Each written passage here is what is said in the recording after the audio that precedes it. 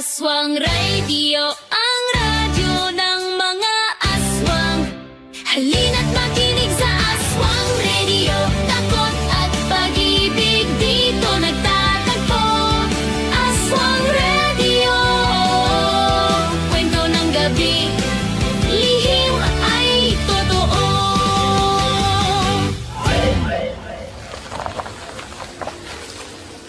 Ano bang pumasok dyan sa kukote mo? At pinatakas mo yun, Angela? Hindi ko nga po siya pinatakas, nakatakas siya. Magkaiba po yun. At talaga namang nangangatwiran ka pa? Eh kung tanggalin kita sa pagkasekretarya ko, mukhang may nangyayari yata sa barangay. Nagkakagulo po sila. Gabing-gabi na at ang dami pang tao rito sa labas. Ano kayang nangyari? Tara, magtanong tayo.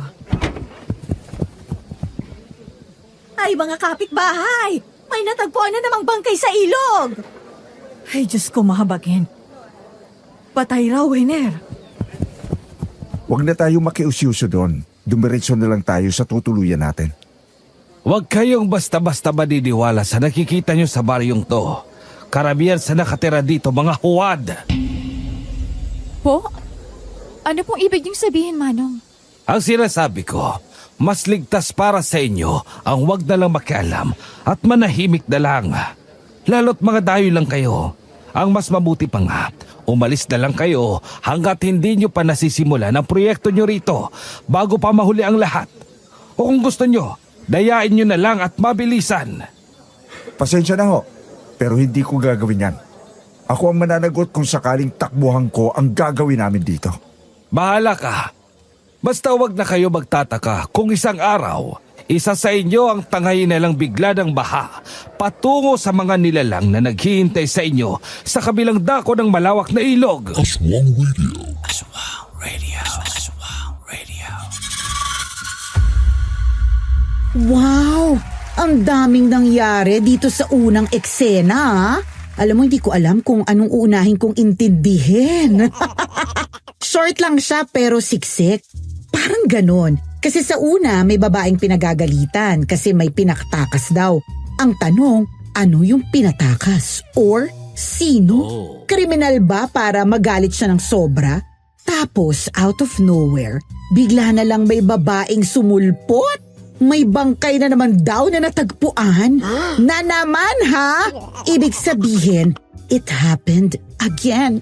Naku, nakakatakot. Pero nakakatuwa itong family yata na mas piniling wag makiusyoso kasi kung ako, ganun din gagawin ko. Hindi ko natitingnan yung patay kasi baka matakot lang ako at mapaniginipan ko pa. Eto namang si Manong, hindi ko get sa mga sinasabi, masyadong cryptic.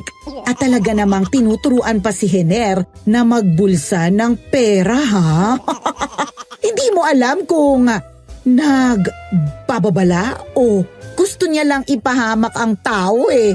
Pero anyways, para malaman na natin kung ano nga ba ang mangyayari at saan tatakbo ang istoryang ipinadala sa atin ngayon, ipagpatuloy ko na ang pagbabasa. Kaya, okay ba kayo dyan, ha? Makinig lang kayo hanggang dulo. Ito ang Aswang Radio. Ang radyo ng mga aswang.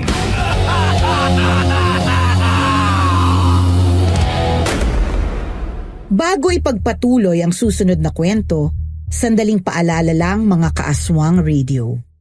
Marami nang gumagaya at nagnanakaw ng ating mga kwento. Kaya siguraduhin po nating dito ka lang nakikinig sa opisyal na YouTube channel ng Aswang Radio. Aswang Radio. Aswang Radio. Aswang Radio. Hello DJ Nicole Ayala at sa lahat na nakikinig dito sa channel nyo. Magandang araw po sa inyong lahat. Ganito pala ang pakiramdam magpadala ng sulat. Halong kaba at excitement ang nararamdaman ko. Anyway, itago nyo na lang po ako sa pangalang Mia, not my real name. Nangyari po ito a few years ago lang at talagang sariwa pa po sa isip ko ang lahat ng nangyari. Naisipan ko pong ibahagi sa inyo itong karanasan ng pamilya namin dahil sa pumuputok na issue sa atin ngayon sa Pilipinas.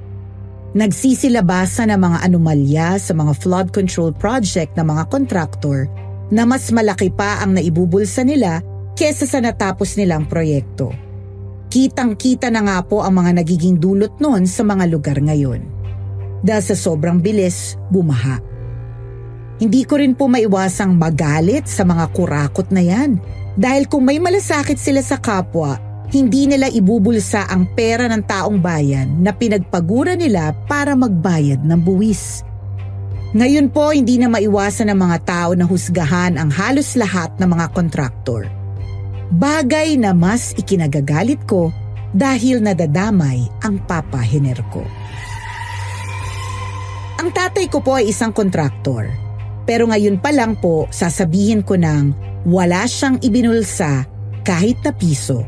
Dahil kung meron man, edi masarap sana ang buhay ko ngayon. Nagkaroon siya ng isang proyekto noon. Medyo liblib ang lugar. Di ko na lang po sasabihin kung saan basta hindi yon binabaha ngayon. Sumama kami ni Mama sa kanya para makahinga at makapagbakasyon saglit. Pero hindi naman namin akalaing sa liit ng baryo na yun, hindi pala kami matatahimik. Isa sa mga dahilan kung bakit nag-resign ang papa ko. Dahil sa naging karanasan namin sa lugar na yon. Sa unang tingin palangiti at mababait ang mga tao. Pero sa dilim nagkukubli ang tunay na talas ng kanilang mga ngipin. Ang weird naman po ng manang na yun, Papa. Kilala mo ba yon? Hindi. Pero wag mo na lang intindihan at baka wala lang magawa sa buhay yun. Malay ba natin kung may sayang? Ikaw naman, honey. Hinusgahan mo agad yung tao. Malay mo naman. Meron talaga siyang gustong iparating sa atin. Kung meron, sana diniresyon niya na lang tayo kaysa kung ano-ano pang sinasabi niya. Kung sa bagay, tama ka.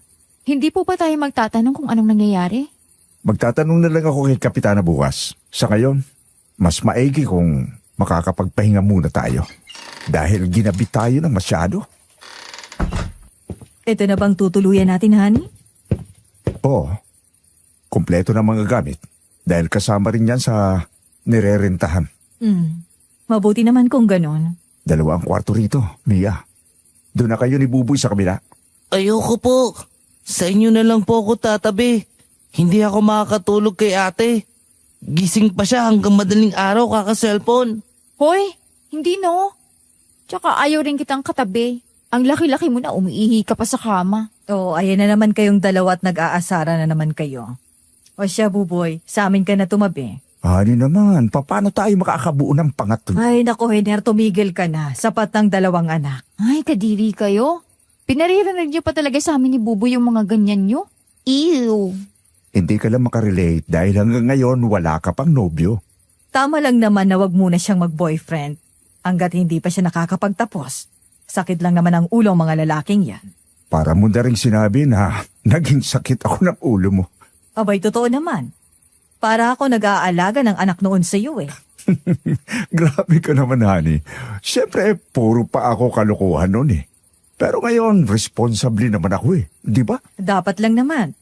Dahil hindi ka na binata at may pamilya ka na. May tao po. Ako na magbubukas. Magandang gabi. Magandang gabi rin po sa inyo. Ano pong kailangan nyo? Oh, Kapitana. Kayo pala yan. Ano pong sadya nyo? At gabing-gabi na. Pasok ko kayo. Hindi na. Gusto lang sana kasi kitang makausap ng pribado kung ayos lang sa'yo. Ganun po ba? Sige po, sa labas na lang tayo. Ano na naman kayang kailangan nilang pag-usapan at dapat sa pribado pa? Baka po sa project, Ma. Ikaw talaga. Huwag mong sabihin pagsasilosan mo pa yon. Mukha namang mas matanda pa yun kaysa kay Papa. Di rin naman siya maganda, tsaka mukhang wala ng asim. Mukhang maasim, oo. Ikaw talagang bata ka, mapanlait.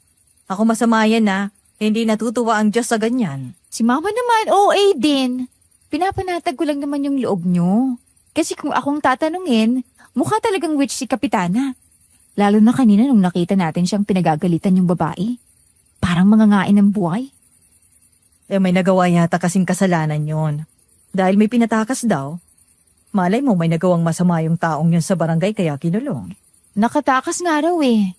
Hindi pinatakas. Magkaibang nga raw yun. Kayo talaga mga nasa edad nyo masyadong mga pilosopo. Di stating facts lang. Ay, ewan ko sa'yo. Ang mabuti pa'y tulungan mo na lang ako magluto ng pagbalik ng papa mo. Makakain na tayo at makapagpahinga. Mahaba ang binyahe natin. Hindi pa tayo nakakakain. Okay, gutom na rin ako eh. Habang wala pa si Papa noong mga oras na yon at abala sa pakikipag-usap kay Kapitana, nagluto naman kami ni Mama ng panghapunan kahit 8:00 na. Higit 30 minuto ring nawala si Papa. Sakto namang naghain na kami ng pagkain sa mesa bago siya nakabalik at kitang-kita ko ang pagkadismaya sa mukha niya. Oh, Han. Bakit ganyan ang itsura mo? Ang tagal nyo rin nag-usap pa. Oo, medyo nagkainitan kami ni Kapitana. Po? Bakit naman? Ituloy niya na muna ang paghahain. Medyo mainit pang ulo ko sa pinag-usapan namin. Magdasal na muna tayo bago kumain. Bless us, O Lord, and these thy gifts, which we are about to receive from thy bounty through Christ our Lord. Amen. Amen. Amen. Alam niyo ba kung anong sinabi sa akin ni Kapitana? Huwag na raw sundin ang plano ng flood control project. Gawin na lang daw mabilis, substandard. At ang sobra sa budget, pwede ko raw ibulsa. Ano? Tama bang narinig ko? At siya pa mismo nagsabi niyan? Oo. At mas lalo pa ako nabigla nung idagdag niyang kahit wag ko raw siyang hatian. Para bang gusto niyang tuksuhin akong maging kasing dumi ng ibang kontraktor. Pero hindi ka pumayag, di ba pa? Natural. Anong tingin niya sa akin, magnanakaw?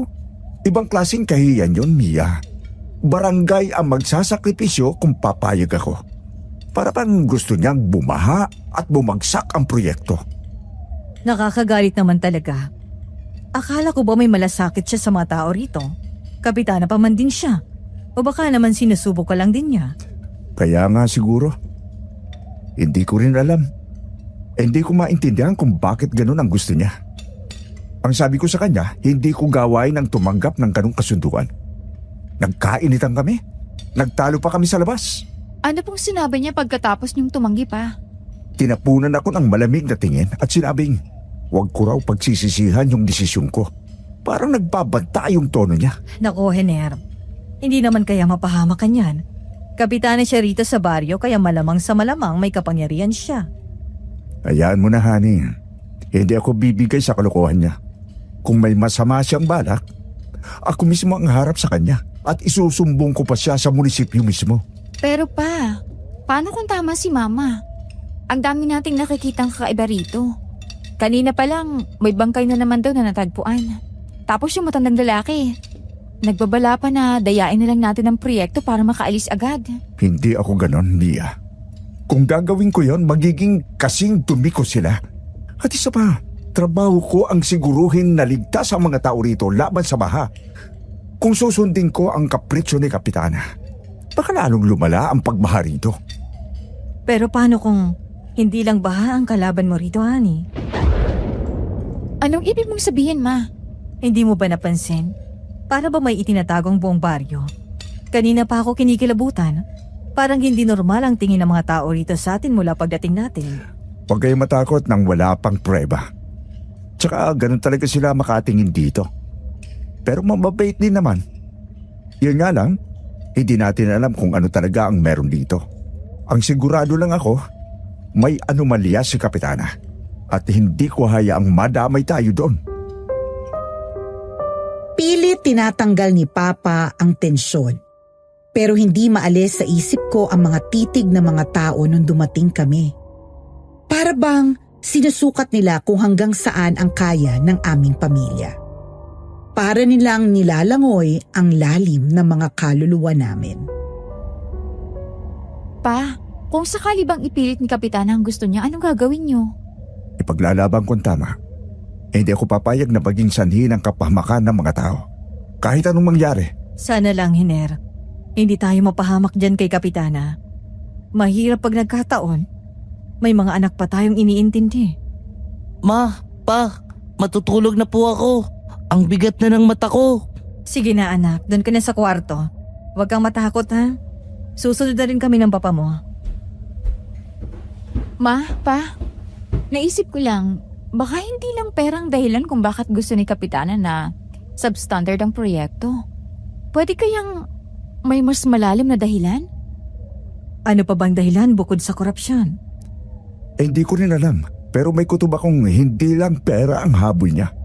Parang may gusto siyang mangyari kapag bumigay ang proteksyon sa baha. Ay Diyos ko, ang lakas ng hangin. Isasara ko muna ang bintana. Parang hindi normal ang ihip ng hangin. Ang bigat sa pakiramdam. Magdasal na lang tayo bago matulog. Mas mabuti nang may protection tayo. Sige. Pero bukas, kakausapin ko ulit si Kapitana. Hindi ako titigil hanggat hindi ko nalalaman ang totoo niyang gusto. Pagkatapos ng hapunan, kanya-kanya na kaming pumasok sa mga kwarto. Si Buboy agad na nakatulog sa tabi ni Mama at Papa. Ako naman sa kabilang silid, pinilit ko ring maging kalmado. Pero habang nakahiga, pakiramdam ko'y may mga matang nakatingin mula sa dilim. Ano yun? Bakit may tumitik-tik? Saan galing yun? May hayop pang ganun ng tunog? Hindi kaya... Hindi naman siguro. Diyos ko, hindi totoo to. Napalingon ako sa bintana. Sa kislap ng buwan, may gumagalaw na aninong itim. Mabagal at papalapit mismo sa bintana ko.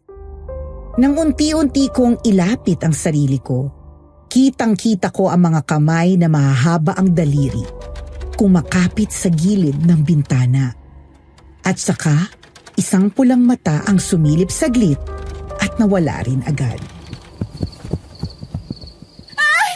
Mama! Papa! Mia, anong nangyari? Papa! May tao sa bintana ko! May pulang mata nakasilip sa akin! Ano? Sigurado ka ba? Oo, pa! Nandun siya! Ang hahaba ng kuko niya! Kinikis-kis niya sa kahoy ng bintana! Dito ka muna sa tabi ng mama mo. Ako ang titingin. Hiner, baka delikado. Hindi pwedeng baliwalain yon. Kung totoong nakita niya, kailangan masiguro kung ligtas tayo.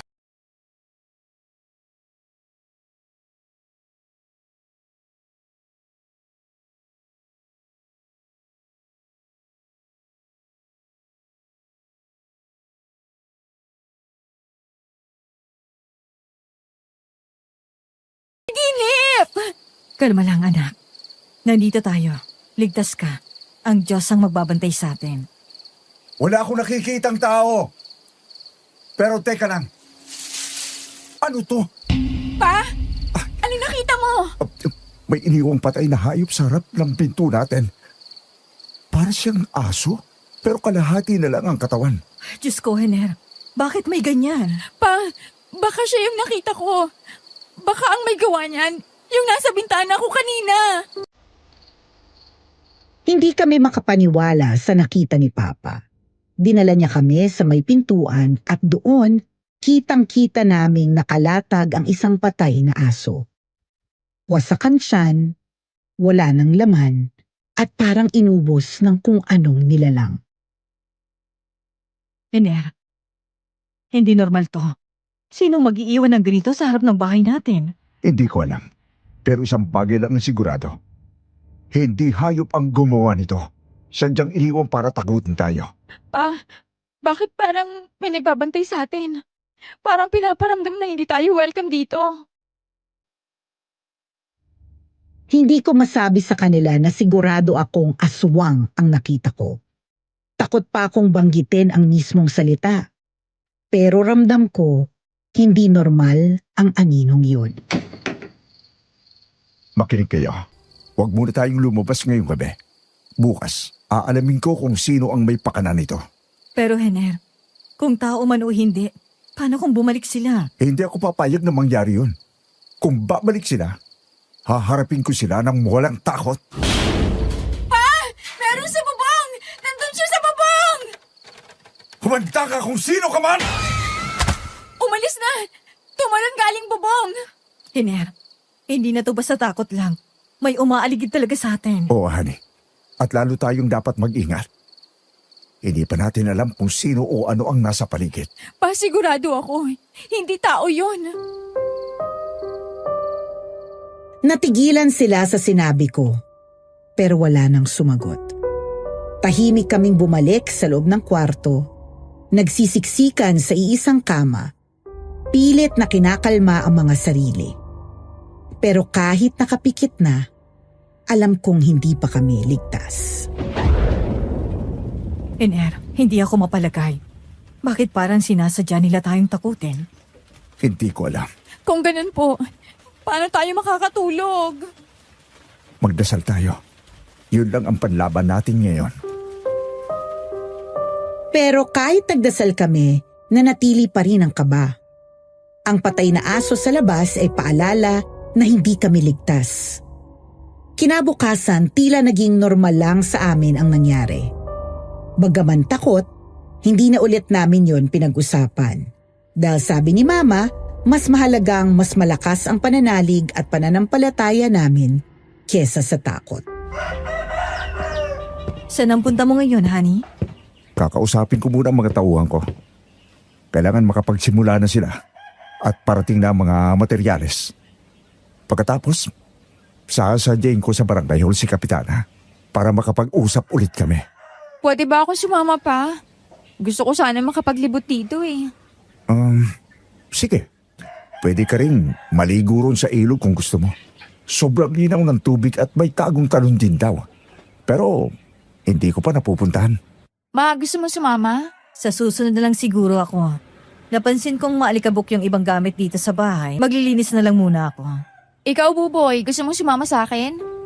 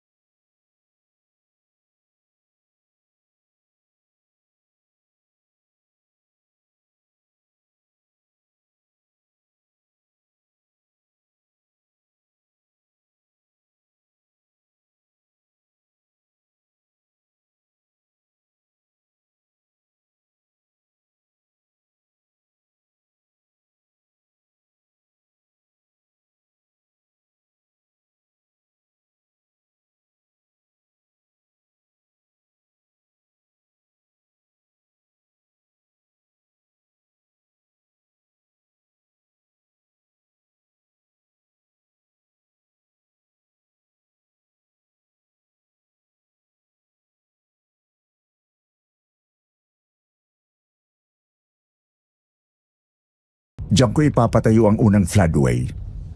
Kapag to gumana, di na dapat tumaas ang tubig kahit magtag-ulan pa. Parang ang linis ng ilog pa. Oo nga. Tsaka hindi rin naman barado ang mga kanal dito. Napansin ko lang, hindi naman mukhang bahaing lugar. Iyan nga ang kakaiba rito. Walang ulan pero mabilis bumaha. Parang may naglalabas na tubig mula sa ilalim para lumalim lalo ang tubig. Ano naman po kaya yun? Hindi ko rin alam. Pero baka malaman din natin habang nagsasagawa ng flood control dito. Hindi maayos ang problema kung hindi namin malalaman kung anong pinakasanhi ng pagbabaha. Lalo na't hindi naman mababa itong lugar na ito para bahain agad. Oo nga po. Ang taas nga po nito eh. Imbis na dito manggaling ang tubig baha sa ibaba, dito pa mismo talaga bumabaha. Kapag lumubog dito, mas kawawa ang mga nasa ibabang baryo. Lulubog talaga silang lahat. Baka mabura pa sila sa mapa kapag nagkataon. Ako, ang laking problema naman po pala nito. Oo nga anak. Kaya kailangan ayusin talaga namin ang trabaho namin. Kaya hindi ko rin maintindihan sa kapitana sa gusto niyang mangyari. Oo nga po eh. Imbis na magmalasakit siya sa mga kabarangay niya, mas gusto niya pang ipahamak. Habang papalapit kami, naroon na ang ilang tauhan niya.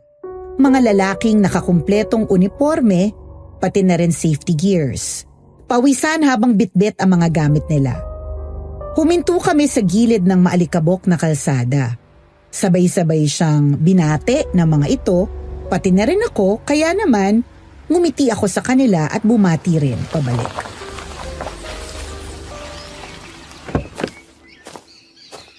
Magandang umaga po sa inyo. Sana po hindi kami nakakaistorbo. Oh, ayusin niyo muna yung mga marker. Diyan sa may gilid, lagyan ng stake. Di dapat yan tabingi, ha? Wala ni isa sa mga tauhan niya ang sumagot, pero mabilis silang kumilos. Si Papa naglalakad-lakad sa tabi ng ilog, bitbit ang measuring rod at tinatansya ang bawat hakbang. Huwag kayong matatakot, umabot hanggang dulo. Basta siguraduhin lang stable yung lupa bago tayo maghukay. Pag nagkamali tayo sa unang layer, masasayang lahat ang gagawin natin.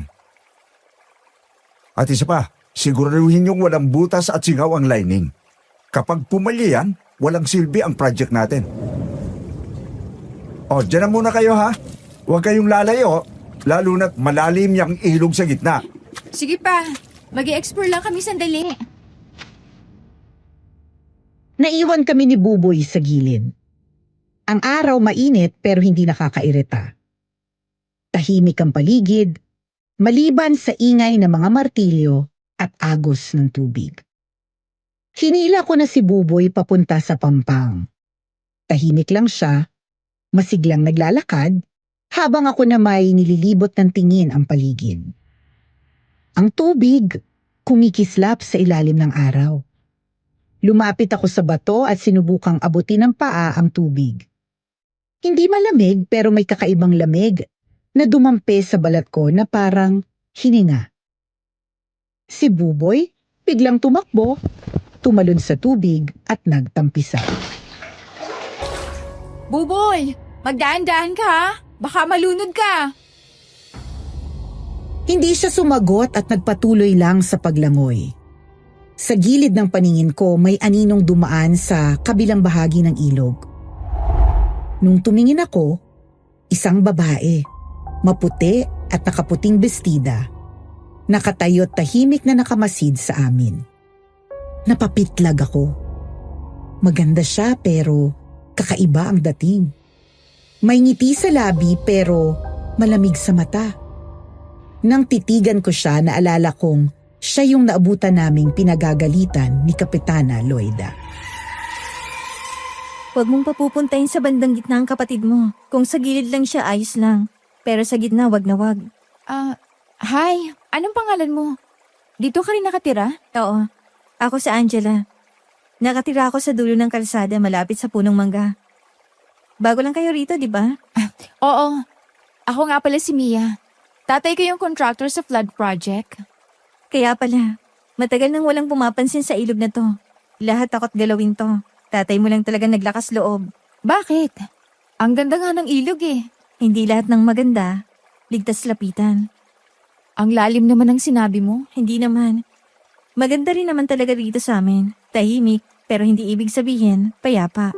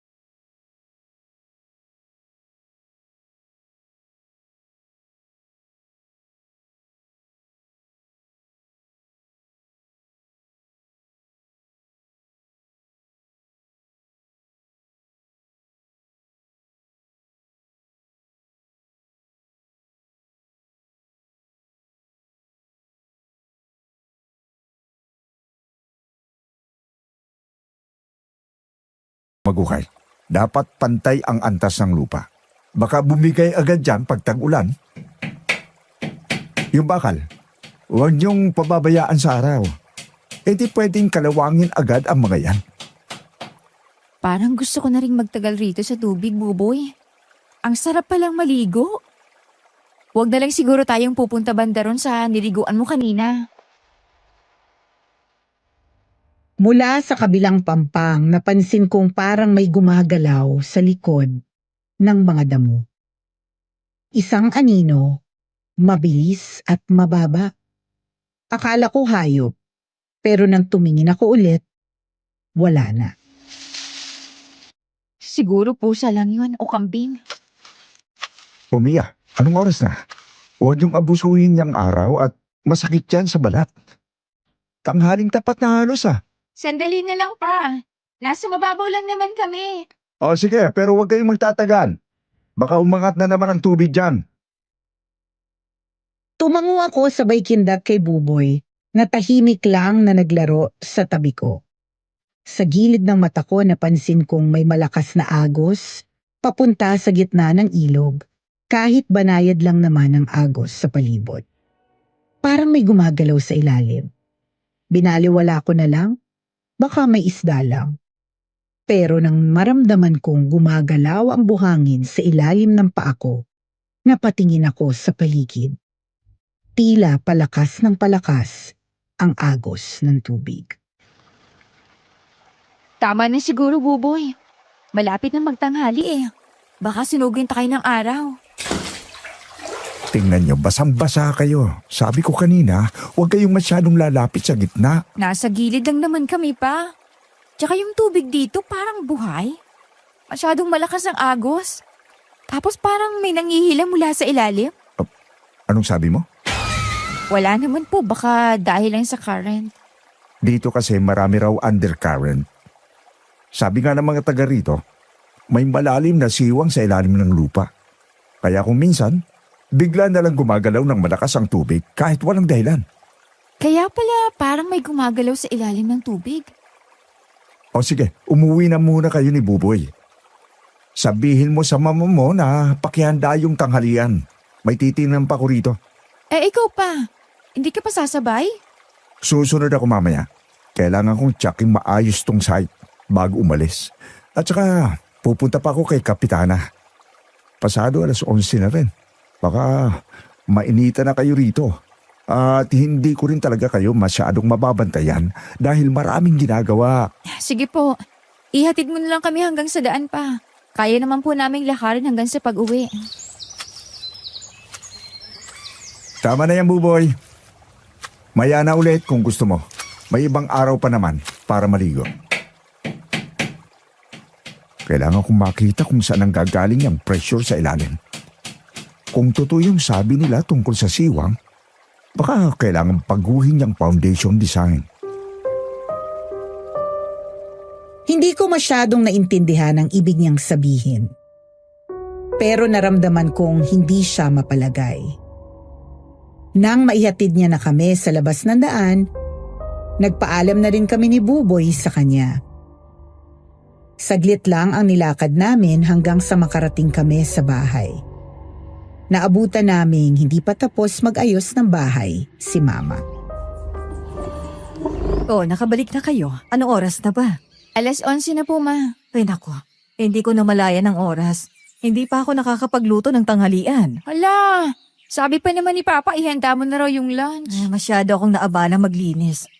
O siya, mabuti pa maligo ka na at samahan mo na lang akong mamili ng lutong ulam sa labas. Maghanap na lang tayo ng karinderya. Hindi na aabot kung magluluto pa ako. Sige po, Ma. Saglit na lang din ako maliligo. Hintayin niyo na lang po ako. Pagkatapos kong maligo, naghihintay na si Mama sa labas. Nakaupo sa silyang kahoy habang pinapaypayan ng sarili gamit ang piraso ng karton. Iniwan na namin si Buboy na nagbabanlaw pa lang. Binili na namin siyang wag lalabas at wag nang susunod. Halika na Mia, maghanap tayo ng karinderya bago pa makauwi ang tatay mo. Sige po. Hindi ko na rin kasi namalayan yung oras kanina at nag-enjoy din akong maligo habang nagbabantay kay Buboy. Mabuti naman at hindi naglikot ang kapatid mo. Hindi naman po gaano.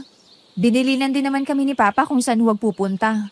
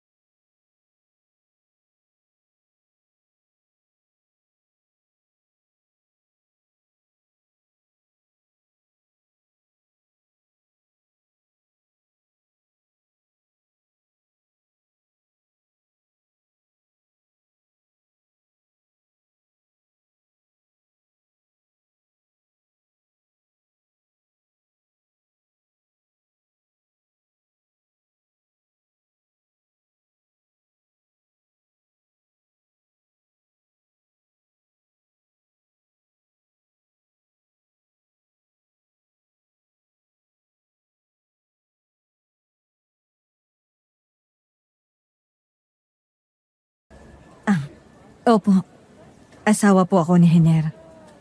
Abay, nako. Yung may bagong proyekto sa ilog ay kayo pala yon. Magandang tanghali po. Bibili lang po sana kami. May mga lutong ulam po kayo? Meron marami. Pero pili lang ang para sa inyo. May mga ulam na para sa mga taga rito at meron ding para sa mga taga-labas.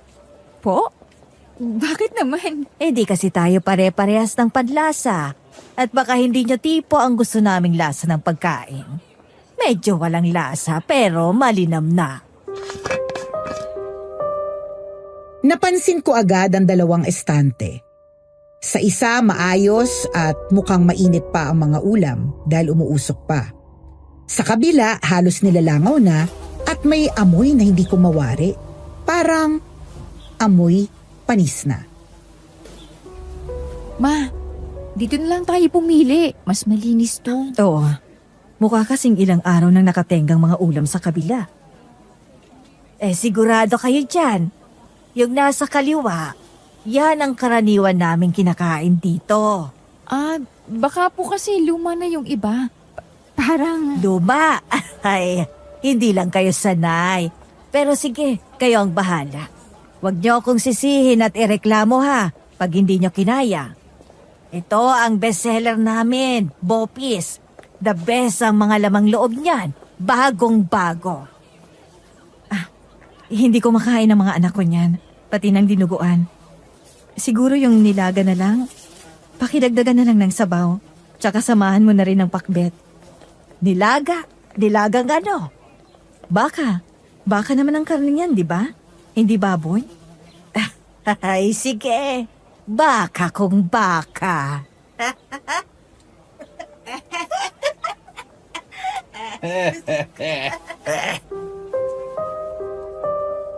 Hindi nakatakas sa pandinig ko ang mahihinang tawanan ng mga kumakain na para bang inaasar kami. Habang kumukuha siya ng ulam, napansin kong iba ang kulay ng karne sa plato ng mga kumakain sa kabilang mesa. Medyo maputla, parang hilaw. Pero kinakain nila nang walang ibang sinasabi tungkol doon at wari ba'y sanay at sarap na sarap pa sila. May isa pang lalaking lumapit, umorder ng parehong ulam mula sa maduming estante at agad yung kinain nang maiabot sa kanya na para bang hayop siyang gutom. Sobrang dugyot yun ang nasa isip ko at kita ko rin kay mama na may pagsisisi sa mukha niya na bumili pa kami doon. Ma, parang huwag ka nang tumingin ng ganyan. Magbayad na lang tayo tapos umalis na. Ay, kumpleto na bang order nyo? Pinili niya talaga yung malinis sana lang hindi kayo magsisi. Ano pong ibig niyong sabihin? Ay, wala. Ibig ko lang sabihin, minsan yung mukhang malinis, yan pa yung may tinatagong dumi. Alam niyo yun? Parang sa politika lang. Akala mo walang tinatagong baho, pero sobrang lala palang kumurakot. Sige po. Salamat po. Sige, balik kayo ha. Masarap talaga yung luto ko. Yung iba, hindi lang talaga sanay sa lasa.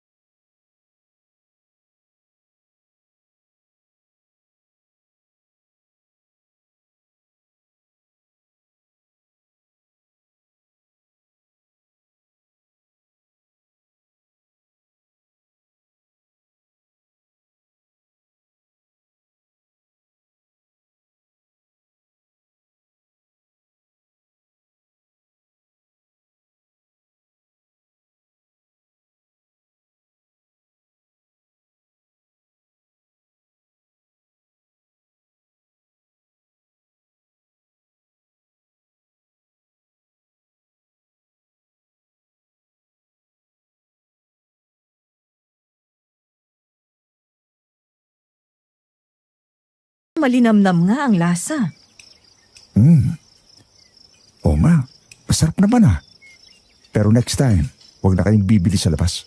Magluto na lang kayo ha. Bakit po?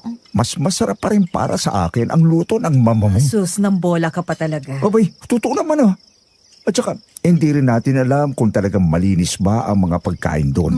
Kung sa bagay, honey, hindi lang talaga ako nakapagluto ngayon dahil naabala ko masyado sa paglilinis ng bahay. Hindi ko alam kung gutom lang talaga kami o talagang masarap nga. Pero nang matapos kaming kumain, sabay-sabay kaming napadighay. Ang lasa na natili pa rin sa dila ko kahit uminom na ako ng tubig. Kinagabihan, biglang lumamig ang paligid. Dumilim ang langit at ilang saglit lang ay bumuhos ang ulan.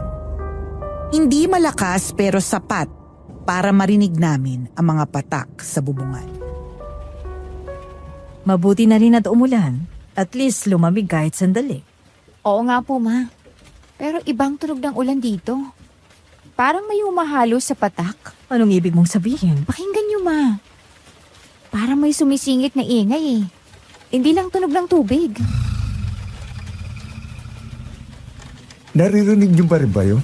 Parang may naglalakad sa bubong. Oo nga po, Pa. Naririnig ko rin. Pero baka hayop lang. Hindi ko marinig. Teka nga, pakikinggan ko ng mabuti. Napatingala kami. Sa gitna ng ulan, may tunog na parang kaluskos ng paa sa yero. Mabagal lang yung naglalakad. Tapos biglang may kumayod sa ibabaw. Halos mapatigil kami sa paghinga. Pa, may tao ba sa bubong? Huwag kang maingay. Parang may naglalakad niya. Napayakap na lang si Buboy kay Mama sa sobrang takot niya. Tumigil din ang ulan, pero ang katahimikan na pumalit ay mas nakakatakot. Walang tunog ng kuliglig o kahit mahinang kaluskos. Sige, matulog na muna kayo. Bukas na natin ito isipin. Pa, kung may naglalakad sa bubong, hindi kaya aswang yun? Huwag mo nang banggitin ang mga ganyang bagay niya. Baka nalang hindi makatulog si Buboy. Lumipas ang ilang oras bago ako nakatulog. Pero sa pagitan ng antok, naririnig ko pa rin yung mahinang tunog. Parang may tumatawa sa malayo. Umahalo sa ambon. Kinabukasan, nagising ako sa sigaw ng mga bata sa labas. Tumakbo ko palapit sa bintana at napanganga ako sa nakita. Mama, bumaha! Ano? Paano nagkabaha? Eh kagabi lang naman umulan. Saglit lang naman yun, tsaka hindi rin malakas. Ano to? Ang bilis tumaas ng tubig. Pa, tinan niyo yung mga tao. Hindi kalakasan ng ulan noon pero lagpas tuhod ang baha. Ang nakakapagtaka, malinis ang tubig. Parang dumadaloy na ilog sa gitna ng kalsada. Sa halip na magreklamo ang mga tao, halos lahat ay masaya. Ang mga bata, naliligo sa baha. Bakit parang tuwang-tuwa sila? Hindi ba dapat nag-aalala sila? Hindi ko rin maintindihan. Parang normal lang sa kanila to. Pero pa, malinis ang tubig. Hindi gaya ng karaniwang baha. Oo nga parang galing sa bukal. Pero imposible yun, anak. Hindi ganito dapat kalinaw ang tubig baha. Sir Henner, huwag na kayo magtaka. Ganyan talaga rito. Bumabaha kahit walang ulan.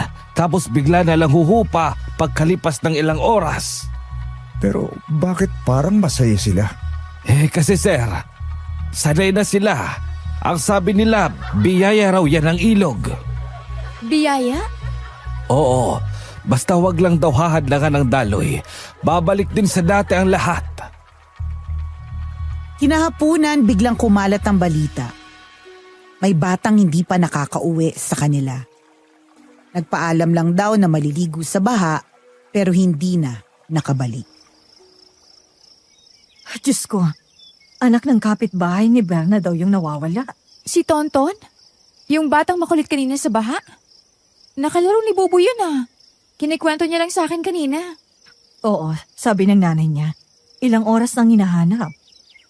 Sasama akong maghanap. Eh di pwedeng pabayaan yan. Hener, wag na. Madilim na rin. Baka kumapano ka pa. Mas lalo tayong hindi mapapalagay kung wala tayong ginagawa. Sumama ka na rin. Baka kailangan nila ng tulong. Sasama rin ako pa. Wag na, Mia. Pa, gusto kong makatulong.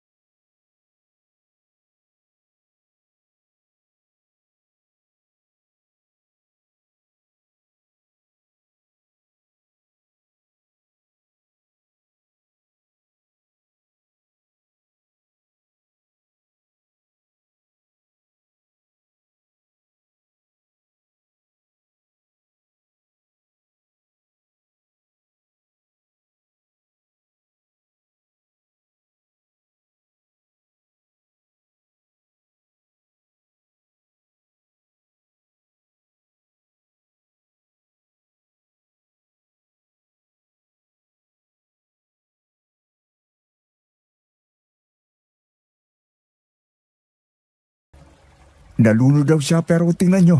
Dapat lumubos siya. Dahil sa tubig. Pero mukha siyang natuyot. Pa, dito yung lugar kung saan muntik nang malunod si Buboy. Nagutom na naman ang ilog. Oh, Angela? Sabi ko na sa'yo, Mia. Pag may naliligo sa gitna, may nagigising sa ilalim. Anong ibig mong sabihin?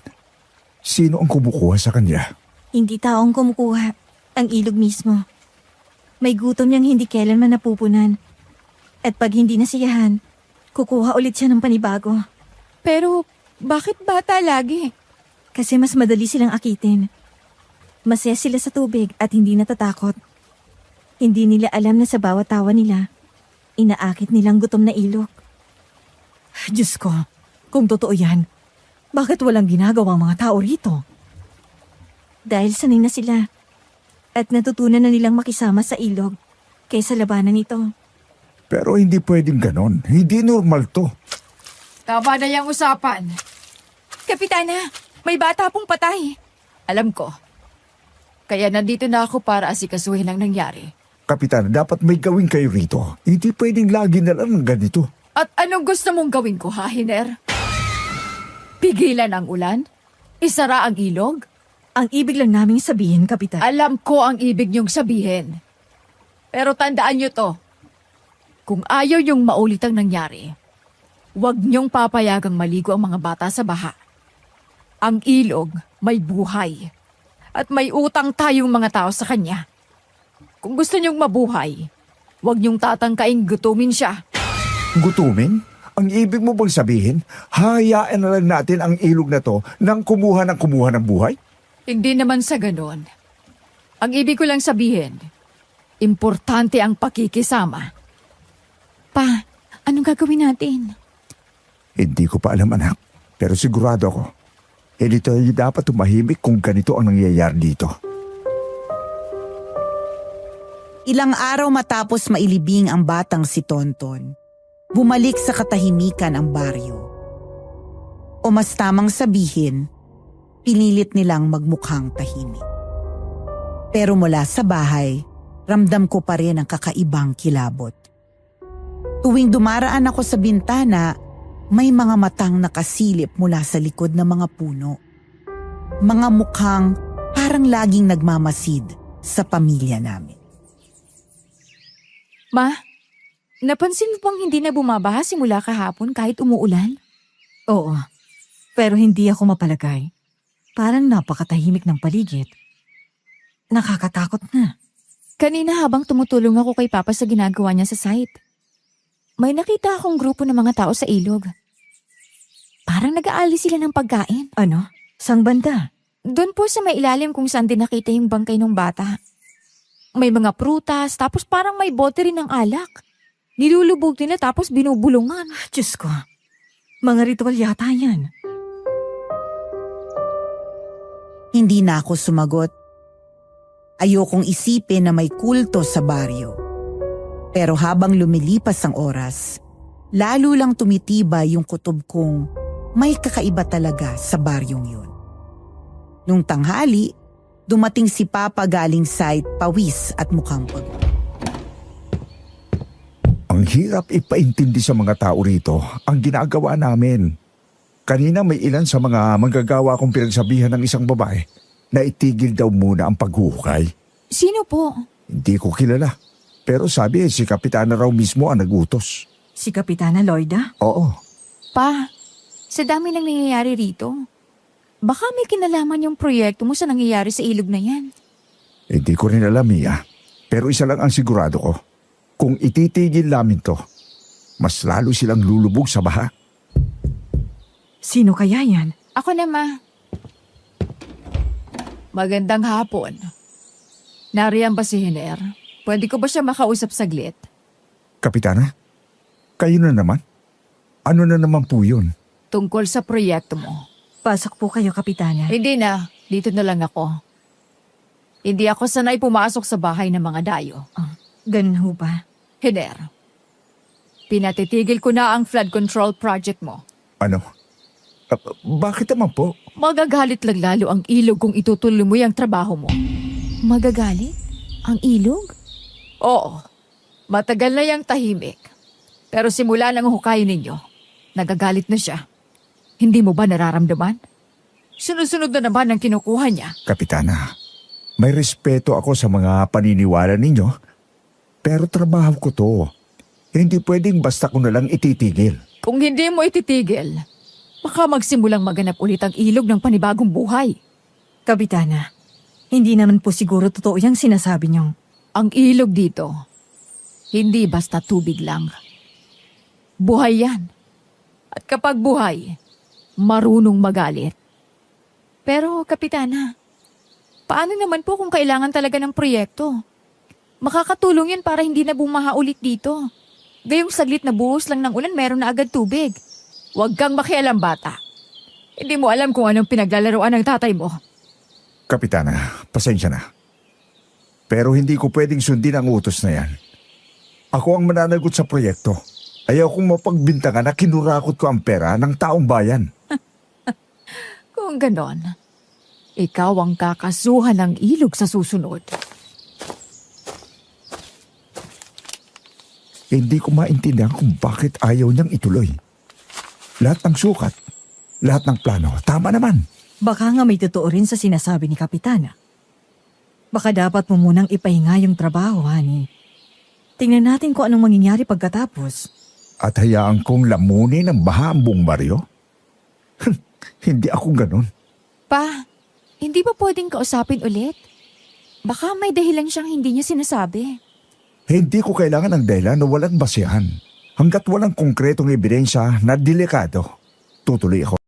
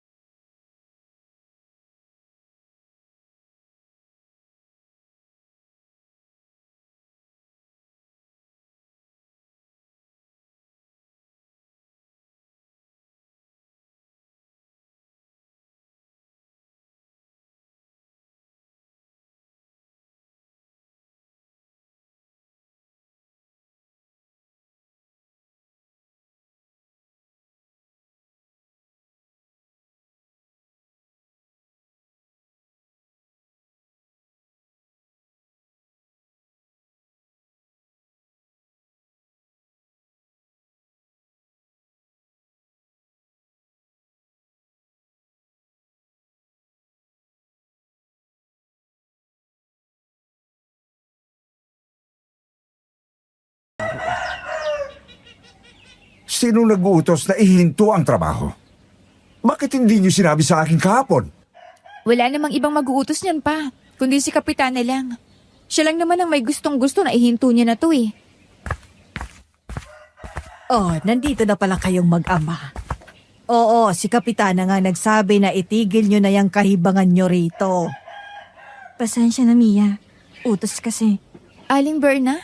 Angela? Anong ginagawa niyo rito? Maghahatid lang kami ng pagkain dito sa mga tauhan nyo. Abay, kahit pinahinto naman sila sa trabaho, kailangan pa rin maasikaso. Tsaka nag-aalala kung baka hindi na sila pumunta sa karinderya ko. Kaya ako nang sumadya rito. Sabihin mo diyan kay Kapitana, hindi siya ang masusunod sa ginagawa namin dito. Ito'y proyekto ng gobyerno. Di hamak na mas mataas sa kanya. Ang gusto nila, ang susundin ko.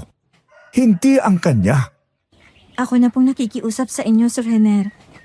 Hindi niyo po alam kung paano siya mag-aalit. Kung ako po sa inyo, aalis na lang ako at aabandonahin ang ginagawa rito bago pa mahuli ang lahat. Umalis na lang po kayo. Mas magiging ligtas po kayo ng pamilya niyo. Bakit ba? Ano ba kasing meron dito sa ilog na to? At ayaw niyang ipagalaw.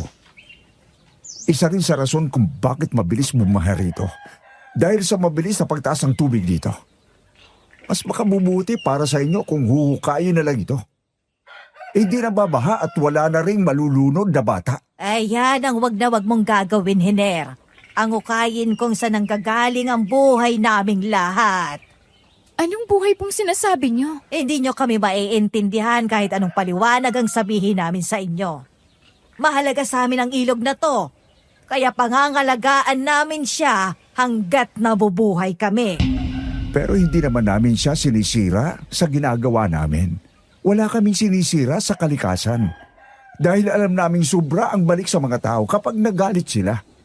Pero ang bahay, isang natural disaster at pinaghalong gawa rin ng tao dahil sa kapabayaan na kailangan din gawa ng paraan. Layunin kong ayusin ito sa alam kong paraan at wala akong sisirain kahit ano. Naiintindihan ko ang pagiging concern mo sa amin, Henner. Pero ang ganyang pag-iisip, baloktot para sa amin.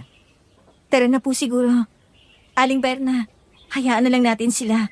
Mag-isip ka ng mabuti sa bawat ginagawa mo, Henner.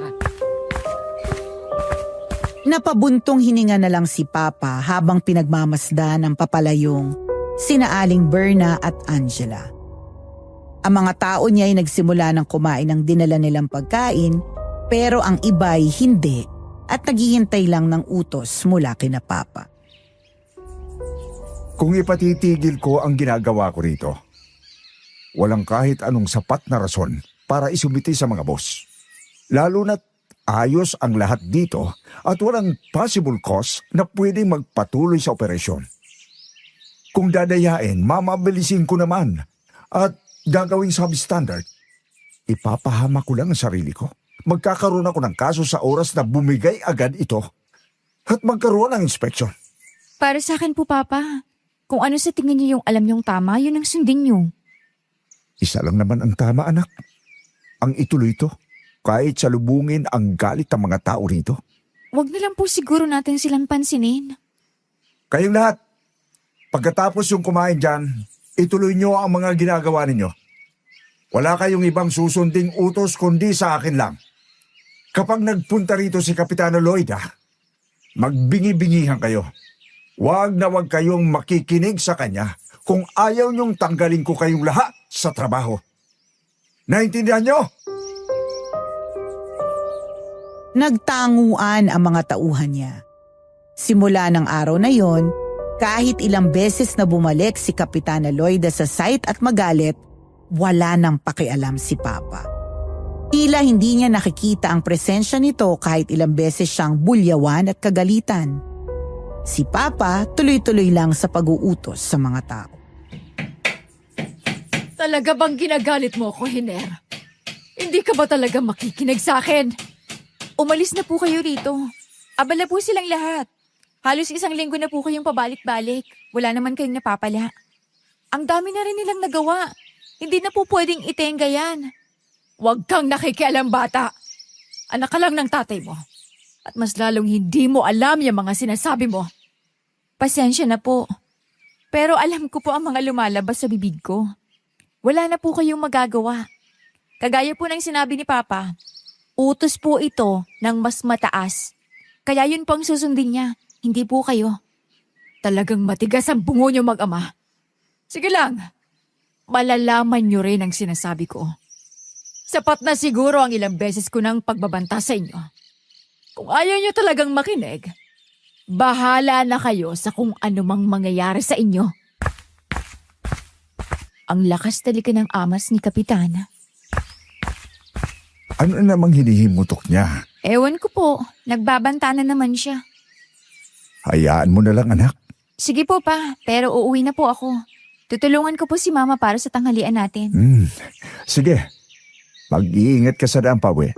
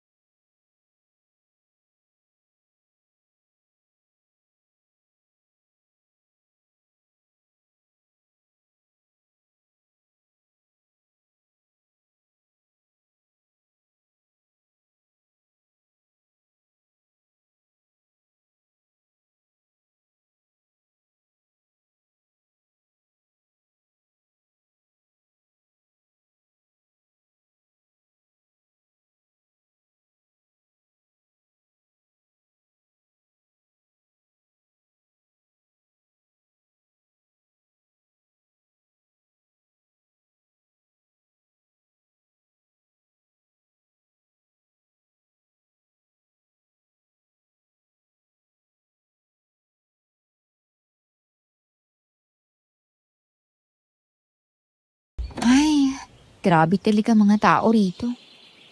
Ang taas ng lagnat ni Buboy, anak. Hindi ko maiwan at ayaw niyang umalis ako sa tabi niya. Hindi ako makabili ng gamot. Ako na lang pong bibili. Kanina pa po siya ganyan? Oo. Kagabi lang naman ayos pa siya. Kanina pagkatapos natin mag-almusal, bigla na lang siyang tumamlay. Hindi ko alam kung bakit. Sige po, lalabas na lang muna ulit ako para mabilan siya ng gamot. Naku, sobrang taas po ba talaga? Nang hipuin ko siya, napaigtad ako nang mapaso ako sa taas ng temperatura niya. Hindi pangkaraniwan para sa isang taong nilalagnat. Mas mataas yun kumpara sa normal. Nataranta ko at agad na nagtatatakbo palabas para bumili ng gamot. Nang mapainom naman siya matapos kumain, medyo kumalma naman siya at nakatulog siya na maayos. Akala namin magtutuloy-tuloy na. Pero bandang 3:00 nang magising ulit siya. Nagsasalita siya nang hindi namin maintindihan. Akala namin nananaginip lang pero kakaiba na po ang mga sinasabi niya. Anong nangyayari kay Buboy, Ma? May sinasabi siya. Hindi ko rin maintindihan, anak. Halimaw. Halimaw sa tubig. Anong halimaw sa tubig? Diyos ko, Buboy, anong sinasabi mo?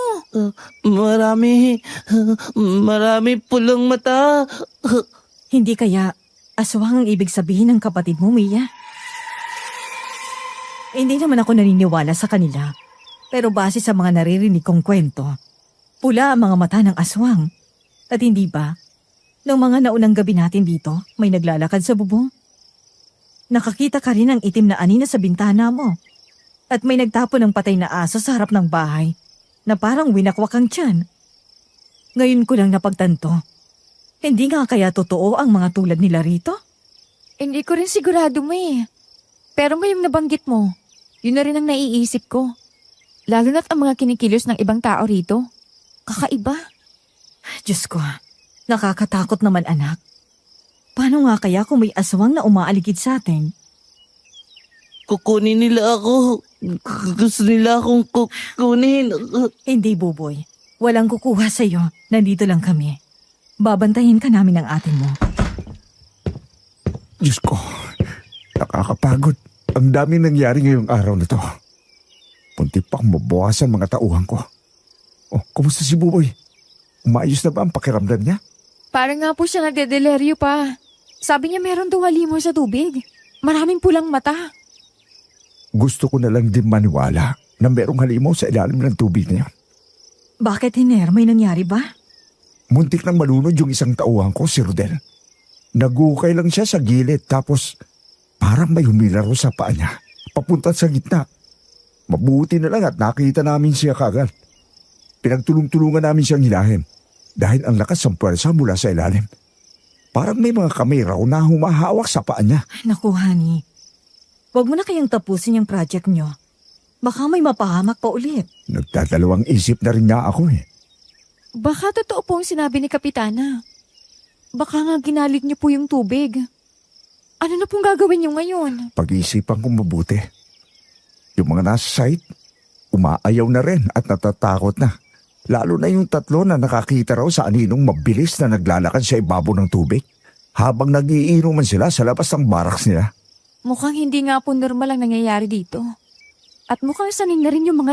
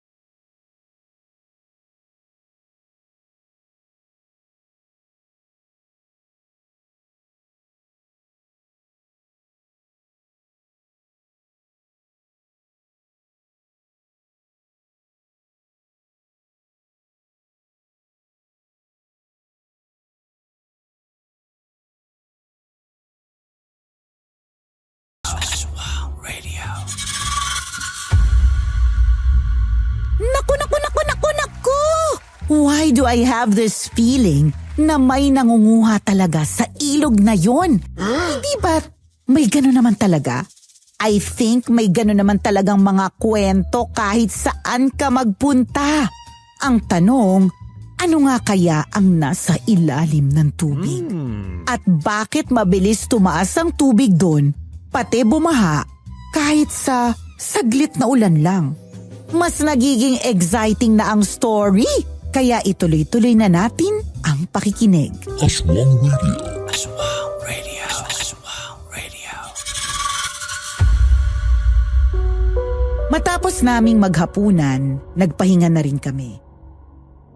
Hindi na namin alam kung ano pa bang pag-uusapan namin sa dami naming iniisip. Akala ko magiging payapa na ang gabi namin at makakapagpahinga na kami na maayos.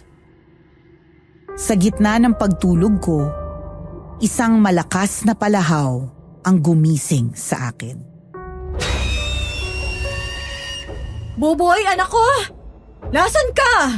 Ma! Ano nangyayari? Bakit ka sumisigaw? Nawawala ang kapatid mo. Nakaidlip lang ako saglit.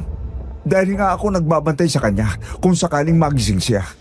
Bigla na lang siyang nawala ang hindi ko nararamdaman. Teka, iti-check ko po sa banyo o kusina. Baka naiihi o nagugutom kaya bumangon. Hinalughog namin ang buong bahay pero wala siya. At nagkatinginan na lang kami nang makitang bukas na bukas ang pintuan. Dahilan para pumasok sa loob ng bahay ang napakalamig na simoy ng hangin. Diyos ko, hindi kaya lumabas ang kapatid mo? Hanapin na natin siya sa labas. Baka hindi pa nakakalayo yun. Hihiwalay na po ako maganap para mas madali siyang makita. O sige, basta mag-iingat ka. Dalhin mo ang cellphone mo. Tawagan mo kami kaagad kung sakaling ikaw ang maunang makakita sa kanya. Mag-ilaw ka, anak. Madilim ang daan. Tumango ako sa kanila. Umahangos akong umiiba ng daan. Sila papa papunta sa mga kabahayan. Ako naman napili kong maglakad sa gawin ng papuntang ilog dahil malakas ang kutob ko na baka doon siya papunta. Bilog na bilog ang buwan sa itaas. Kinakabahan ako noong mga oras na yon dahil baka kung ano nang mangyari kay Buboy. Kaya wala na akong ibang nagawa kundi magdasal na lang na sana walang nangyaring masama sa kanya. Buboy! Buboy, nasan ka na ba? Si ate to! Buboy! Ano yun? Saan nanggagaling yun? Nagpatuloy lang ako sa paghahanap sa kapatid ko sa kabila ng takot na nararamdaman ko.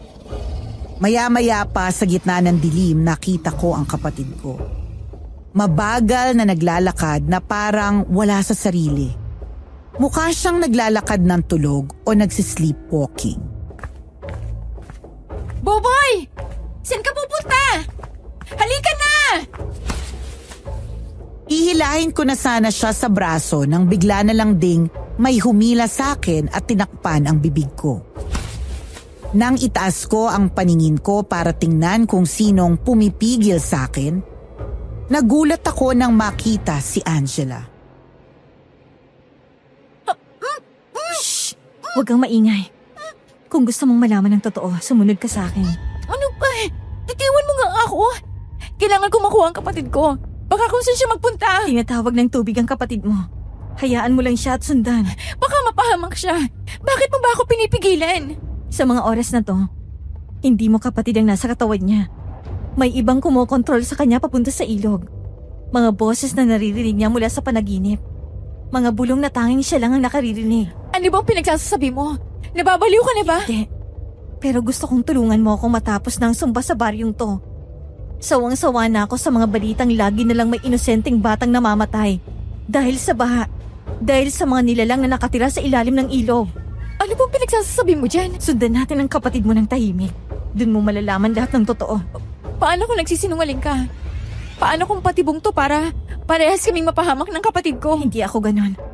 Hindi ko kayang gawin ang gawain ng mga kalahi ko. Dahil para sa akin, tao ako at hindi aswang.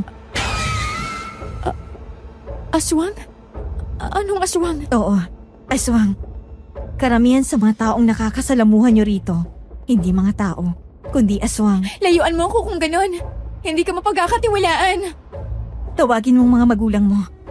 Magdala sila ng kahit anong panlaban sa aswang. Asin at bawang. Tutulungan ko kayong makatakas mula sa sumpa sa baryong to.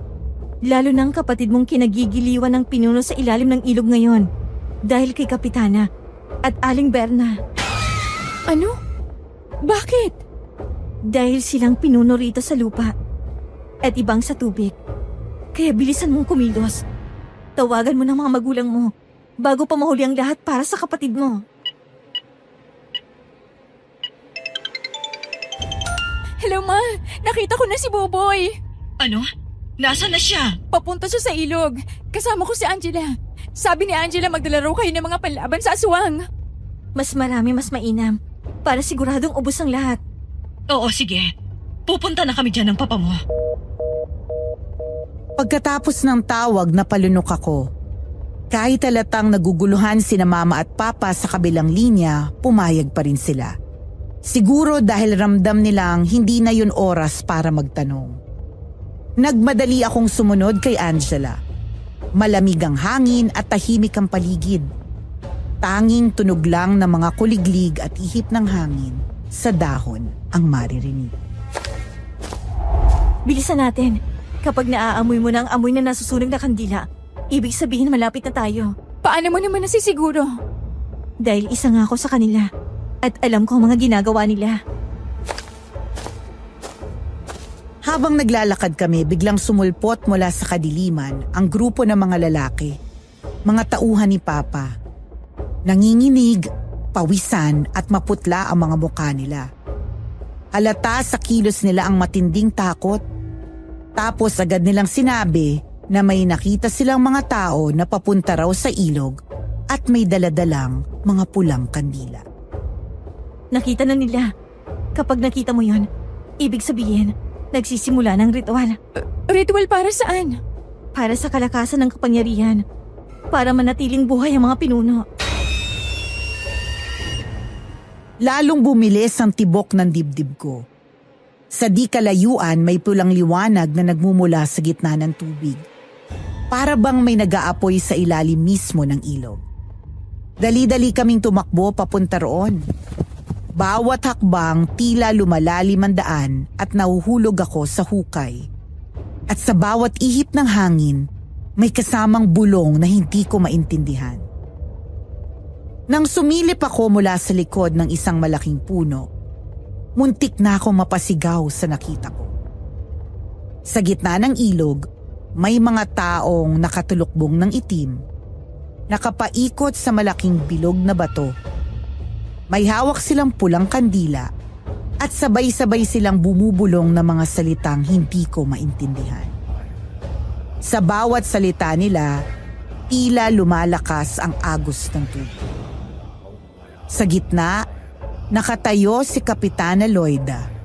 Hawak ang isang mangkok na puno ng dugo. Katabi niya si Aling Berna. May bitbit na itim na bote na naglalaman ng itim na likido. Yan na yun. Yan ang ritual ng pagpapatibay ng sumpa. Sumpa? Sumpa ng ano? Ng lupa at tubig. Kapag nagtagumpay sila ngayong gabi, wala nang makakaalis sa baryo. Kahit anong gawin nyo, babalik at babalik pa rin kayo rito. Ano? Hindi pwede yan. Kailangan natin silang pigilan. Hindi mo sila kayang pigilan mag-isa.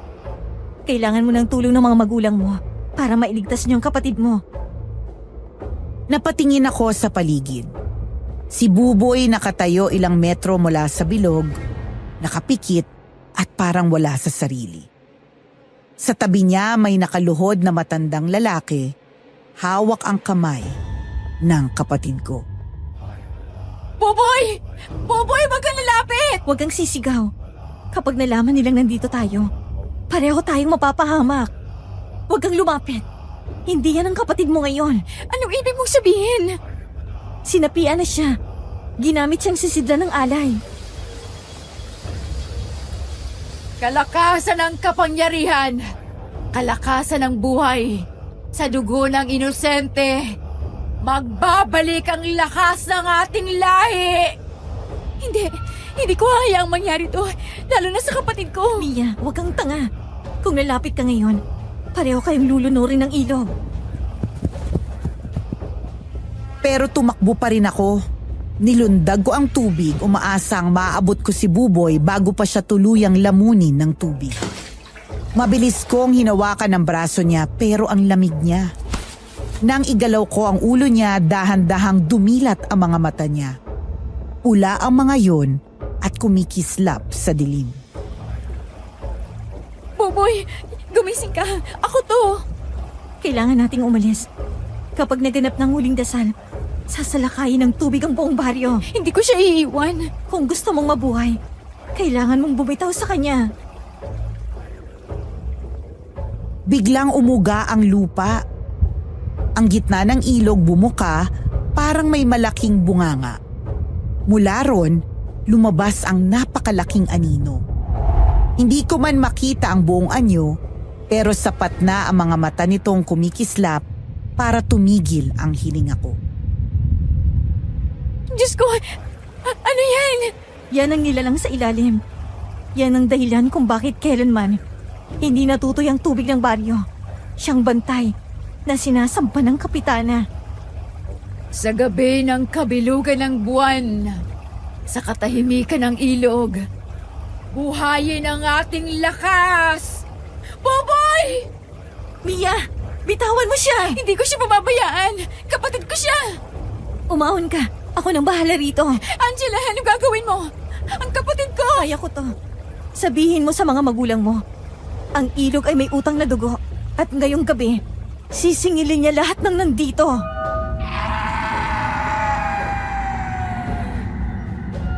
Nasilaw ako sa liwanag. Nang dumilat ako, wala na si Angela. Ang gitna ng ilog umuusok na at si Buboy nawawala. Ang mga aswang na may hawak na kandila, nakatayo lang na parang mga estatwa.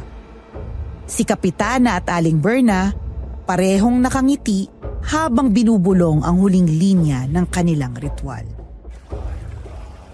Kalakasan ng kapangyarihan sa dugo ng bata. Muling mabubuhay ang ilog. Mia! Nasaan si Buboy? Pa, nasa ilalim! Kinuha siya! Ay, Diyos ko. Iner, umalis ka dyan. Baka pati ikaw kunin ang ilog. Hindi ko iwan ang anak ko.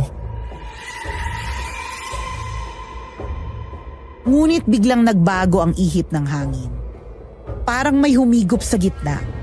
Ang tubig bumaba at sumunod na tumahimik ang lahat.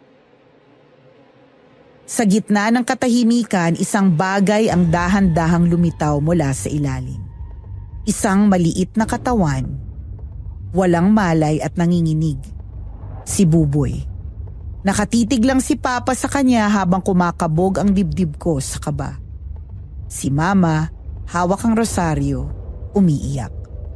Sa gitna ng dilim, narinig ko ang mahabang tinig ni Angela. Itaas niyo siya sa tuyong lupa. Huwag niyong hayaang dumikit ang balat niya sa tubig.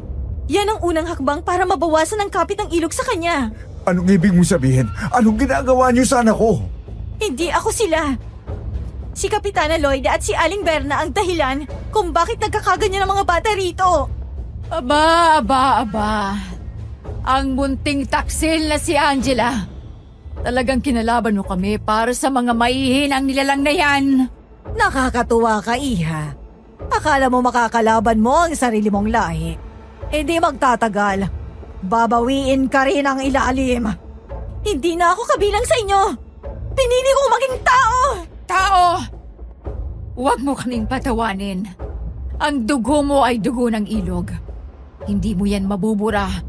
Kahit ilang dasal pa ang sambitin mo. Hindi niyo ako katulad. Mga walang pusong gumagamit ng inosenteng dugo para sa pansariling interes. Mga demonyo kayo! Mga halimaw! Halimaw? Hindi mo naiintindihan, Hiner. Ang bawat batang nalunod dito ay handog sa ilog. Para manatiling may-ani ang mga tao. Para hindi magutom ang buong baryo. Kung wala ang alay, lulubog sa dilim ang buong lugar. Hindi ba't gusto niyang mabuhay? E di magpasalamat kayo sa mga batang isinakripisyo para sa inyo. Mga wala kayong puso. Bata ang mga iniaalay nyo. Sir Renner, Ma'am Elsa, dali. Ilagay niyo si Buboy sa gitna ng asin. Kailangan nating gumawa ng bilog. Pagkatapos yan, anong susunod? Bawang, ipahid sa noo ng bata, pati sa likod ng tenga. Yan ang magpuputol ng ugnayan niya sa tubig. Angela, lalaban ba talaga tayo sa kanila? Oo. Kapag hindi natin sila hinarap ngayon, uulan ang uulan hanggang malunod ang buong baryo at mamatay ang mga tao. Tumataas na ang tubig. Sa gitna ng ilog, kumikilos sina Kapitana at Aling Berna. Ang mga tagasunod nila, isa-isang naglalabasan ang matutulis na pangil, parang mga gutom na hayop. Isang huling alay lang ang kailangan namin. Ibigay niyo sa amin ang batang yan at aalis na kami. Hindi ako papayag na ang anak ko ang maging alay ninyo para sa kasakiman nyo!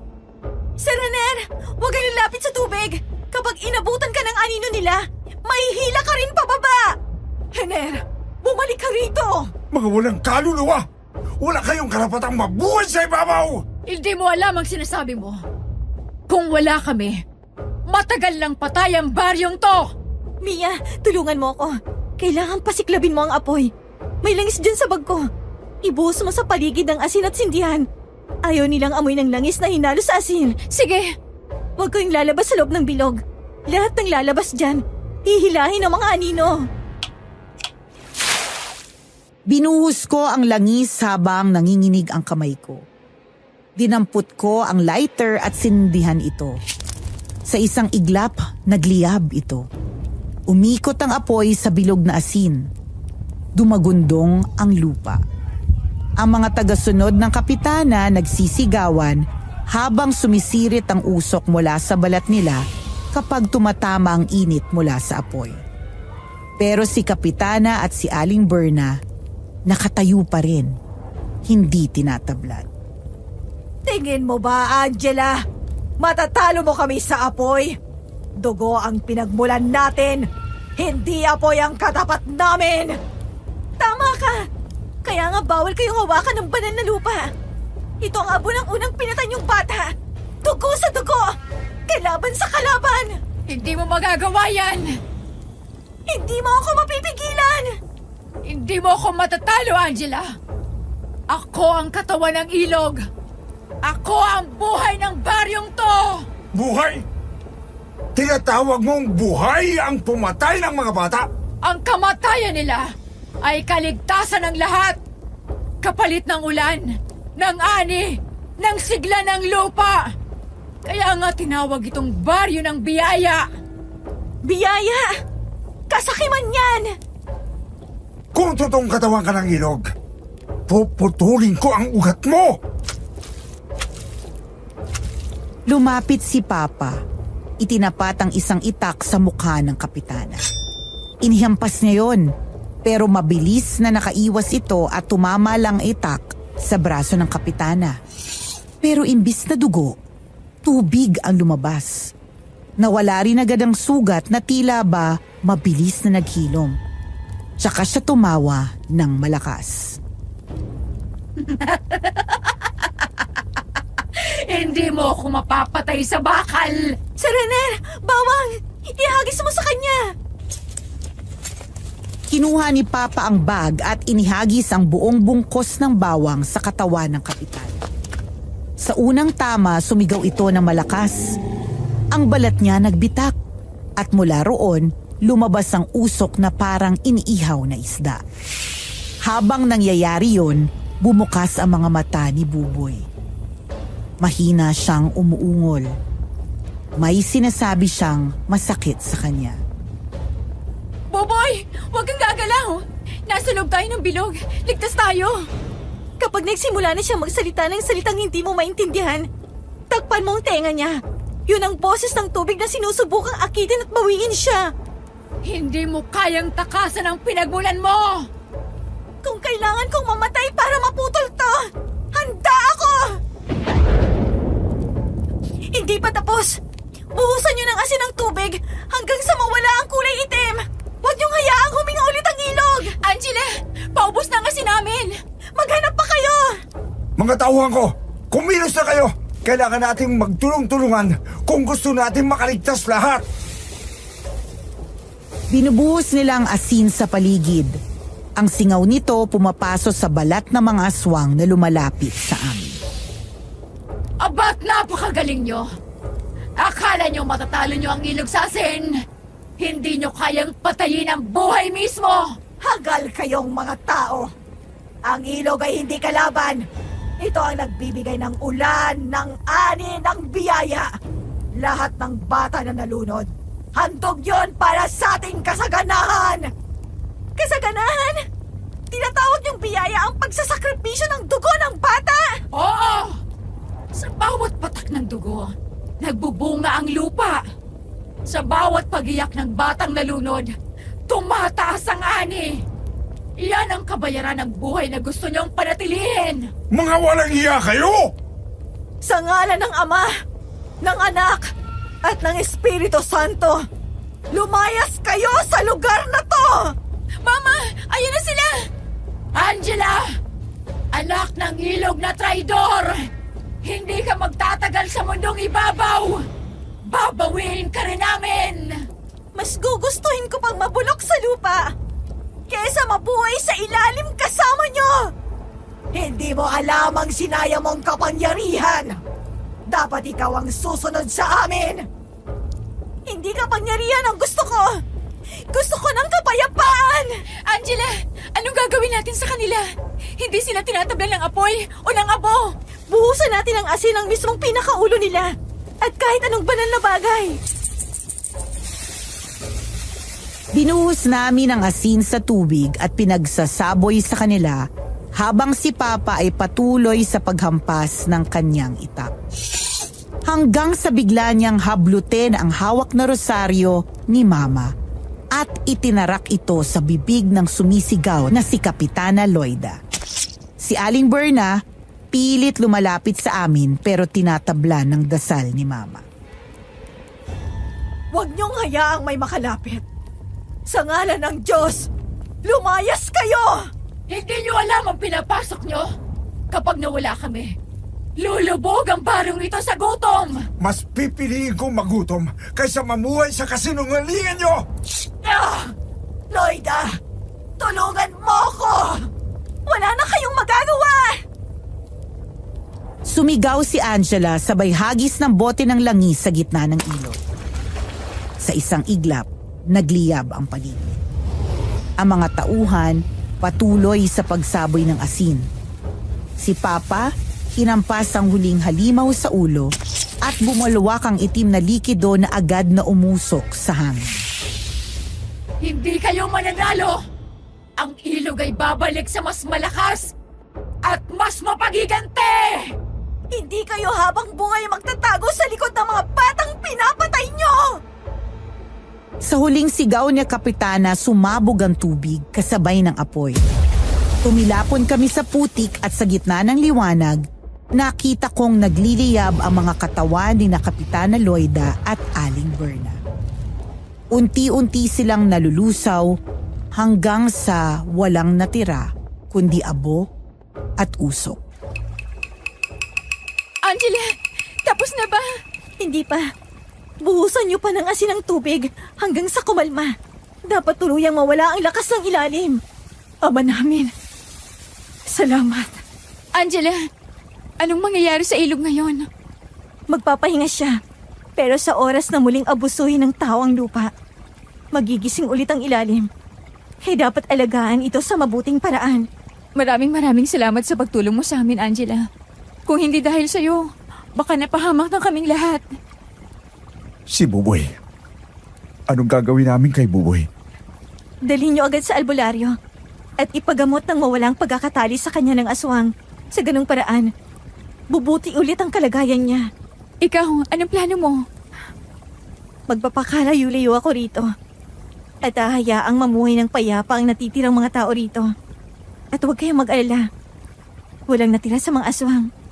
Dahil kapag pinunong pinatay nyo, lahat sila damay. May matira man. Wala na silang kailangang sundin dito. At aalis na sila. Maraming salamat sa ginawa mong pagtindig para sa amin, Angela. Kaawaan ka nawa ng Diyos at gabayan ka kahit saan ka magpunta. Maraming salamat po, Ma'am Elsa. Kung magagawa ko lang talagang makalaya mula sa lahi ko, gagawin ko. Wala na bang ibang paraan? Wala na. Pero kahit na ganun, aswang man ako, kaya ko pa rin magpakatao. Yun na lang ang pangahawakan ko. Tama yan, Angela. Huwag kang tumulad sa kanila na minulat ang mga sarili sa maling gawain. Mag-ingat ka kung saan ka man paroron. Kayo rin po. Palagi kayong mag-ingat. Sana maging masaya at payapang pamilya nyo. Hindi namin makakalimutan ang ginawa mo para sa amin. Dahil doon, tao ka kung maituturing.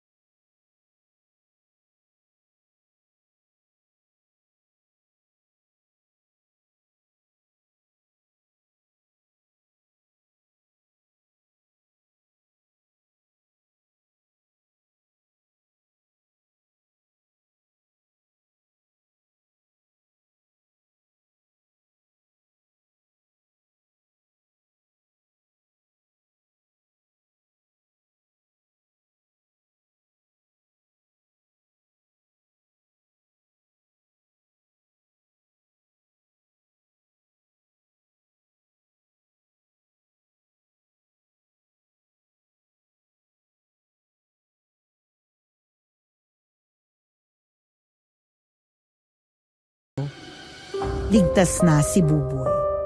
At natutong matakot ang mga tao, hindi sa dilim, kundi sa sarili nilang kasakiman. Salamat, Angela. Hanggang dito na lang po ang kwento kong ito, pero bago ko po tapusin, gusto ko pong mag-iwan sa inyo ng isang katanungan na sana masagot ninyo kung mapili man ang kwento. Kung kayo po si Papa Hiner, itutuloy nyo pa rin po ba ang flood control project kahit may banta sa kaligtasan sa ilog? At bakit? Yun lang po at maraming salamat. Aswang Radio. Aswang Radio. Aswang Radio. Ayan na nga mga kaaswang radio, tapos na ang ating kwentong pinamagatang Pamilyang Kontraktor na padpad sa baryo ng aswang na laging binabaha, na ibinahagi sa atin ni Mia. Grabing experience ng pamilya nila, di ba? Oh. Nagtaasa na naman ang balahibo ko sa batok. Mga kaaswang, grabe talaga tong kwento ni Mia. Sa simula, inakala mong simpleng kaso lang ng korupsyon at kapabayaan kaya laging binabahang isang baryo. Pero hindi pala. Ang totoo, ito'y mas matinding problema. Pananamantala ng mga aswang. Sa pangunguna pa ng mismong Kapitana Lloyda. Sinasadya nilang palubugin ang baryo para makapambiktima lalo na ng mga batang walang muwang na natutuwang maglaro sa baha. Oh. Nakakakilabot isipin ng isang natural disaster. Ginagawa palang hunting ground ng mga halimaw. Para sa akin, ang pinaka-tumatak na eksena ay yung sakripisyo ni Angela. Si Angela isang aswang na nagpakita ng paninindigan at pusong tao kahit pa isa siyang nilalang na tinuturing na halimaw. Yung pagharap niya kay Kapitana Lloyda para iligtas ang pamilya ni Mia, yun ang rurok ng kwento. Hindi lang niya iniligtas sila Mia, tinuruan din niya tayong makita na may kabutihan pa rin kahit sa puso ng nilalang na tingin ng iba ay masama. Ang tagal kong pinigilan ng hininga ko ron na, kakaibang tapang at pag-ibig na ipinakita niya. Isa sa mga realizations ko sa kwentong ito at siguro pati na rin ni Mia at ng kanyang Papa Hiner ay ang mas malalim na kahulugan ng kalaban. Minsan hindi lang talaga aswang o sumpa ang kalaban ng tao, kundi ang kasakiman at takot ng sarili nating lahi. Ang mga aswang dito kumakatawan sa kasakiman na handang manamantala sa kahinaan at pagdurusa ng iba. Pero si Angela naman, siya ang paalala na ang tunay na tapang ay hindi nakikita sa laban, kundi sa pagpili na maging mabuti kahit mas madali ng sumuko. Yung sinabi ni Mia na natutong matakot ang mga tao hindi sa dilim, kundi sa sarili nilang kasakiman, yun ang totoong aral. Ngayon, sagutin natin ang tanong ni Mia para sa atin. Kung kayo po si Papa Hiner, itutuloy niyo pa rin po ba ang flood control project kahit may banta sa kaligtasan sa ilog? At bakit? Kung ako si Papa Hiner, oo. Itutuloy ko pa rin ang flood control project pero sa ibang paraan. Hindi dahil lang sa kontrata o pera, kundi dahil sa katapangan ni Angela at sa kaligtasan ng baryo. Yeah! Ang proyektong yan, kung itatayo sa tamang paraan ay magiging permanenteng proteksyon laban sa baha at sa pananamantala ng anumang uri ng nilalang. Naku! Napaka-relevant pa naman ang issue na to ngayon, di ba? Talaga nga namang nakakagalit ang mga nagbubulsa ng pera ng taong bayan dyan. At talagang nagtuturoan pa sila ha. Oh. Dahil din dito namulat ako sa maraming bagay. I'm sure lahat ng mga contractor ngayon ay nahuhusgahan. Pero mga day, ibahin nyo naman si Papa Hiner ha. Hindi siya ganon. Kitang-kita naman natin dito sa story. Kaya tayo mga listeners, kailangan din po nating maging aware sa mga nangyayari. Hindi lang sa paligid natin, kundi sa buong bansa. Tingnan nyo ang balita, ang mga post sa social media, at ang mga daing ng ating mga kababayan. Tuwing umuulan ng malakas, lalo na tuwing may bagyo, bakit ba laging binabaha ang Pilipinas? Nariyan ang balita tungkol sa mga ghost project. Mga flood control na nakarecord na ginawa pero wala naman sa lupa. Nariyan ang mga proyekto na ginawa nga pero minadali, walang kalidad or substandard, O mali ang disenyo dahil lang sa kukuha ng kickback. Ang daming pera ng taong bayan ang ginagastos sa pagtatayo ng mga dam, seawall at drainage system. Pero kapag dumating ang baha, parang tinapon lang sa ilog ang pera. Ang kawalan ng matinong flood control ay hindi lang usapin ng convenience. Usapin po ito ng buhay at kamatayan. Ilang pamilya ang nawawalan ng tahanan at kabuhayan tuwing binabaha. Ilang bata ang nalulunod dahil hindi naaagapan ang pag-apaw ng tubig. Ang mga biktima ng baha na dulot ng kapabayaan ay parang biktima rin ng aswang sa kwento. Walang kalaban-laban at pinagsasamantalahan. Ang pagiging bulag sa korupsyon at pagpapabaya sa mga infrastruktura ay mas nakakatakot pa sa alinmang halimaw. Kung meron tayong dapat bantayan, hindi lang ang mga aswang sa gabi, kundi ang mga di umanong tao na nagpapalubog sa atin sa baha ng kapabayaan at kasakiman. Kaya mga kaaswang radio, maging boses tayo. Hilingin natin ang katapatan at kalidad sa bawat proyektong pang-infrastruktura. Ang tama at matibay na flood control ay hindi lang pang-display. Ito ay proteksyon at pag-asa para sa kinabukasan. Huwag nating hayaang maging totoo ang kwento ni Mia sa ating kasalukuyan. Magising tayo. Ayan! Matindi talaga tong kwentong ito, kaya ngayon ako naman ang magtatanong sa inyo. Kung kayo si Papa Hiner, itutuloy niyo ba ang proyekto? Bakit o bakit hindi? Ano ang pinaka-tumatak na eksena at aral na natutunan ninyo sa kwento ni Mia? Huwag kalimutang mag-comment at makisali sa usapan. I-share po ninyo ang inyong mga insights sa istoryang ito. Dito na muna tayo magtatapos. Hanggang sa muling pagbubukas ng mikropono, mga kaaswang radio, laging mag-iingat. Ito po si DJ Nicole, nagpapaalalang hindi lahat ng halimaw nakatira sa dilim.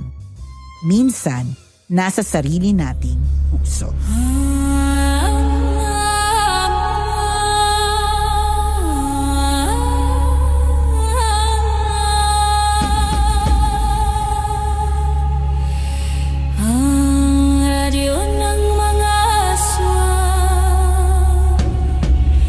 Ito ang Aswang Radio.